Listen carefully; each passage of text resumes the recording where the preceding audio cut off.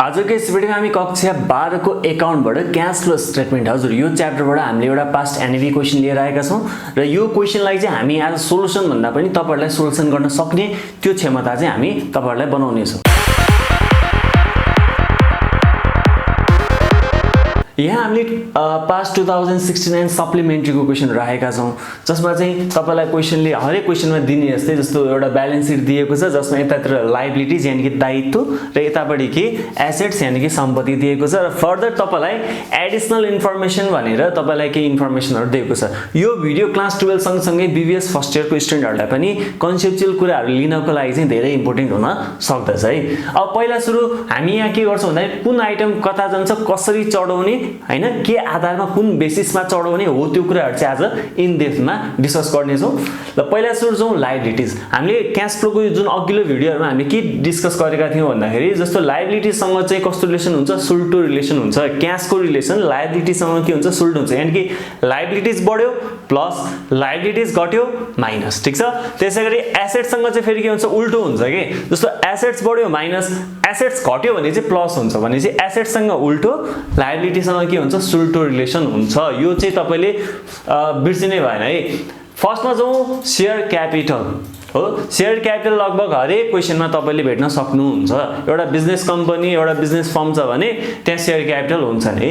Share capital तपाईको हरेक क्वेशनमा हुने भो र यो 2 वर्षको इन्फर्मेसन दिएको छ हेर्नुस्। अमाउन्टमा 2066 रुपैयाँ 2067 रुपैयाँ 2066 र 2067 छ भने चाहिँ यो 2 वर्ष दुईटा कन्जिक्युटिभ इयर्सको इन्फर्मेसन हो है।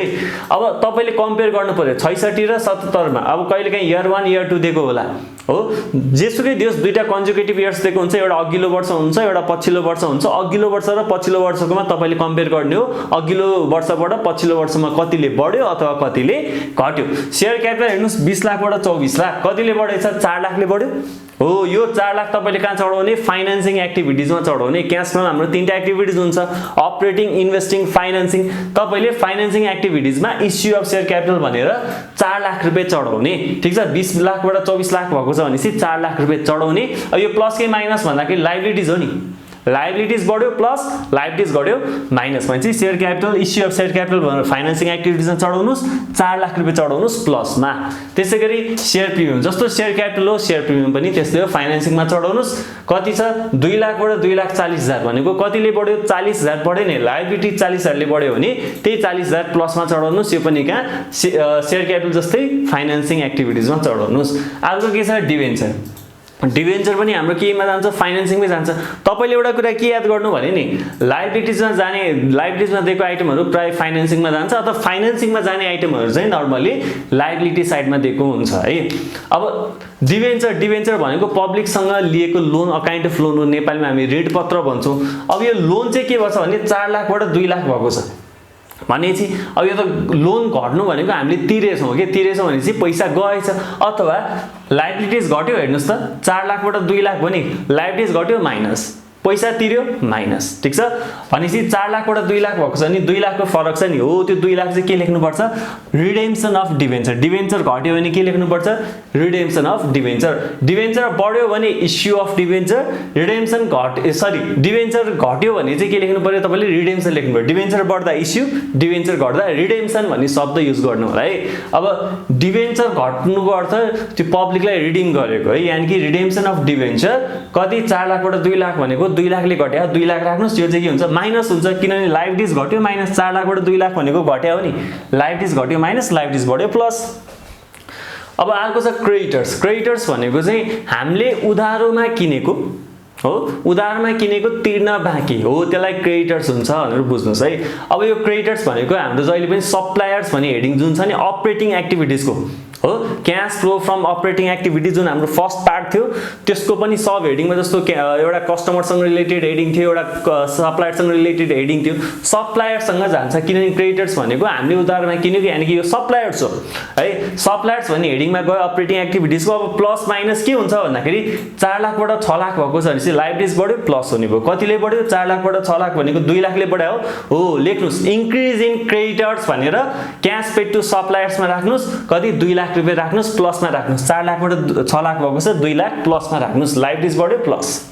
त्यसैगरी अर्को के छ आउटस्ट्यान्डिङ एक्सपेन्सेस। आउटस्ट्यान्डिङ एक्सपेन्सेस भनेको चाहिँ हामीले तिर्ने बेला भइसक्यो तर तिरेको छैनौँ भने केही त्यस्तो खर्च छ भने त्यसलाई हामी के भन्छ आउटस्ट्यान्डिङ एक्सपेन्सेस भन्छौँ है। फर एक्जाम्पल भाडा तिर्नु पर्ने टाइम गइसक्यो तर हामीले भाडा तिरेको छैन भने चाहिँ यसलाई के भन्न सकिन्छ आउटस्ट्यान्डिङ एक्सपेन्सेस भन्न सकिन्छ हो। तिर्ने बेला भइसक्यो तिर्न बाँकी छ भन्ने कुरा यसले बुझाउँछ। कति 2 लाख थियो अब अहिले कति 1,60,000 घटेछ नि, लायबिलिटिज घट्यो। यो आउटस्ट्यान्डिङ एक्सपेन्सेस भनेको लायबिलिटिज हो, यो घटेछ 2 लाखबाट 1,60,000 भनेको 40,000ले घटेछ। अब लायबिलिटिज घट्यो भने माइनस 40,000 माइनस भनेर राख्नुहोस्। अब कहाँ राख्ने त भन्दाखेरि चाहिँ जस्तो cash pay to employee and others भन्ने हेडिङ छ नि अपरेटिङ एक्टिभिटिजमा हो।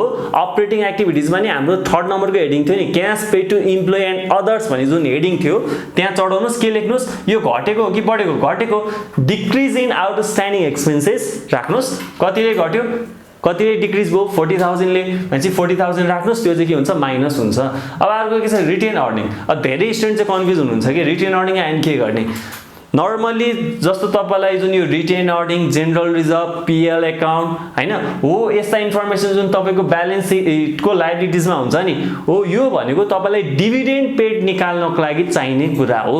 यदि क्वेशनले डिभिडेन्ड पेड दिएको छैन भने यी कुराहरुबाट तपाईले फर्मुला लगाएर निकाल्नु पर्ने हुन्छ। अब तपाईको यो हाम्रो एनईबी को क्वेशनहरु एकचोटी हेर्नु भने के देख्नुहुन्छ हरेक क्वेशनमा नर्मली के हुन्छ डिभिडेन्ड पेड दिएकै हुन्छ। त्यही भएर तपाईले फर्मुला लगाउनु पर्दैन कि यो क्वेशनमा पनि हेर्नुस् त dividend distributed for the year rupees 80,000 भनेको छ नि डिभिडेन्ड 80,000 रुपैयाँ चाहिँ हामीले बाड्यौं भनेर दिएको छ इन्फर्मेसन भनेको डिभिडेन्ड यति तिर्यो डिभिडेन्ड पेड दिएको छ भने यो retain earning general reserve PL account हो यस्ता कुराहरु चाहिँ तपाईलाई चाहिदैन। तपाईले केही पनि गर्नु पर्दैन इग्नोर गर्दिनुस् छोड्दिनुस् यसको वास्तै नगर्नुस् ठीक छ।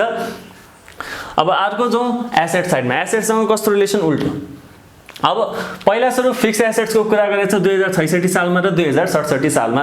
अब यो फिक्स एसेट्स को कुरा तपाईको कान्छ इन्भेस्टिङ एक्टिभिटिजमा आउँछ हो cash flow from investing activities. अब इन्भेस्टिङ एक्टिभिटिजमा जाँदैछ भने पहिला सुरु तपाईले एकचोटी एडिशनल इन्फर्मेसनलाई राम्रोसँग हेर्नु के एडिशनल इन्फर्मेसनमा के छ भने जस्तो फिक्स एसेट्स को बारेमा के भनेको छ fix assets costing rupees 80,000 was sold for rupees 1,20,000। Fix assets 80,000 पर्ने कस्टिङ 18,000 भनेको 80,000 पर्ने सामान चाहिँ हामीले कतिमा बेच्यौं 1,20,000 बेच्यौं। अब तपाईले के गर्नु पर्यो भने नि हामीले कति पैसा पायौं त्यो चाहिँ राख्ने हो कि 80,000 पर्ने सामान फिक्स्ड एसेट्स कस्टिङ रुपीज 80,000 80,000 पर्ने सामान 1,20,000 मा बेच्यो भने चाहिँ हामीले कति पैसा पाउँछौं 1,20,000 पाउँछौं। 1,20,000 मा जतिमा बेचे त्यति नै राख्नुस् के भनेपछि सेल्स अफ फिक्स एसेट्स भनेर 1,20,000 राख्नुस्। यो 80,000 तपाईले केही पनि गर्नु पर्दैन ठीक छ केही पनि गर्नु पर्दैन। 80,000 पर्ने सामान 1,20,000 मा बेच्यो भने चाहिँ 1,20,000 मा चाहिँ बेच्या हो भनेपछि क्याश कति आयो 1,20,000 आयो। नाफा घाटा हैन कि हामीले क्याश चाहिँ कति आयो त्यो हेर्नु पर्छ भनेपछि अब इन्भेस्टिङ एक्टिभिटिजमा के गर्नु पर्यो तपाईले सेल्स अफ फिक्स एसेट्स भनेर 1,20,000 प्लस मा राख्नु पर्यो किनभने सेल्स गर्दा के हुन्छ सम्पत्ति फिक्स एसेट्स बेच्यो भने के हुन्छ क्याश आउँछ नि हो भनेपछि पैसा आयो क्याश आयो भने प्लस गरिन्छ क्याश गयो भने माइनस गरिन्छ भनेपछि किनभने योलाई नै हामी के भन्छौं क्याश फ्लो स्टेटमेन्ट भन्छौं। क्याशको फ्लो हेर्छौं क्याश इनफ्लो भयो प्लस क्याश आउटफ्लो भयो माइनस भनेपछि फिक्स एसेट्स बेच्दाखेरि के हुन्छ क्याश इनफ्लो हुन्छ पैसा आउँछ त्यही भएर के भयो प्लस। त्यसैगरी अब परचेज गर्छौं परचेज्ड अनदर 1/4 रुपीज 12 लाख। अब अर्को यो जुन छ नि 80,000 को फिक्स एसेट्स हामीले 1,20,000 मा बेचेछौं हो यो बेचेको चाहिँ प्लस भयो। अब फेरि अर्को किनेछौं अर्को कतिमा किनेछौं 12 लाख मा किनेछौं 1 10 100,000 दिन्छौं लाख 10 लाख ल 12 लाख मा किनेछौं। अब किन्यो भने के हुन्छ परचेज अफ फिक्स एसेट्स भनेर इन्भेस्टिङ एक्टिभिटिजमा राख्नुस् तर यो चाहिँ के हुन्छ माइनसमा हुन्छ किनभने किन्यो भने के हुन्छ फिक्स एसेट्स किन्यो भने के हुन्छ एसेट्स त आयो सम्पत्ति त आयो तर पैसा त गयो नि क्याश त आउटफ्लो भयो नि पैसा त बाहिर गयो नि भनेपछि क्याश आउटफ्लो हुन्छ त्यही भएर यो परचेज को केसमा के हुन्छ माइनस हुन्छ। यी कुराहरु हामीले अगाडिको भिडियोमा मजाले डिटेलमा पनि डिस्कस गरेका थियौं है। अब अर्को जाउँ यो फिक्स एसेट्स को केस भयो। अब यहाँ सुन्नुस् एडिशनल इन्फर्मेसनमै फिक्स एसेट्स बेचेको कुरा छ एडिशनल इन्फर्मेसनमै फिक्स एसेट्स किनेको पनि इन्फर्मेसन छ। अब बेचेको पनि इन्फर्मेसन छ किनेको पनि इन्फर्मेसन छ भने माथि टेबलको तपाईले हेर्नु पर्दैन ठीक छ। माथि टेबलमा जुन फिक्स एसेट्स 2 वर्षको दिएको छ नि कम्पेयर गर्नु पर्दैन तपाईले त्यो फिक्स एसेट्स एकाउन्ट पनि बनाउनु पर्दैन है। अब अर्को जाउँ इन्भेन्टरीज इन्भेन्ट्रिज भनेको सबै क्वेसनमा तपाईँले पाउन सक्नुहुन्छ है। इन्भेन्ट्रिज नभनेर कहिलेकाहीँ क्लोजिङ स्टक अथवा स्टक मात्रै पनि भन्न सक्छ, यो लगभग हरेक क्वेसनमा हामी देख्न सक्छौँ। इन्भेन्ट्रिज भनेको तपाईँको जहिले पनि सप्लायर्समा जान्छ है, अपरेटिङ एक्टिभिटिजको सप्लायर्स भन्ने हेडिङमा जान्छ, क्यास पेड टु सप्लायर्स भन्ने हेडिङमा जान्छ। अब यो बढाएछ कि घटाएछ? बढाएछ। हेर्नुहोस् 2 लाखबाट 4 लाख, 2 लाखले बढायो भनेपछि इन्क्रिज इन इन्भेन्ट्रिज भनेर 2 लाख राख्नुहोस्। अब प्लस कि माइनस भन्दाखेरि एसेटसँग त उल्टो, बढ्यो भने इन्क्रिज भएको छ भने माइनस, डिक्रिज भएको छ भने प्लस, उल्टो रिलेसन हुन्छ एसेटसँग भनेपछि इन्भेन्ट्रिज बढेको छ माइनसमा राख्नुहोस्, कति? 2 लाख। डेब्टर्स अघि क्रेडिटर्स भनेको चाहिँ हामीले उधारमा किनेको तिर्न बाँकी।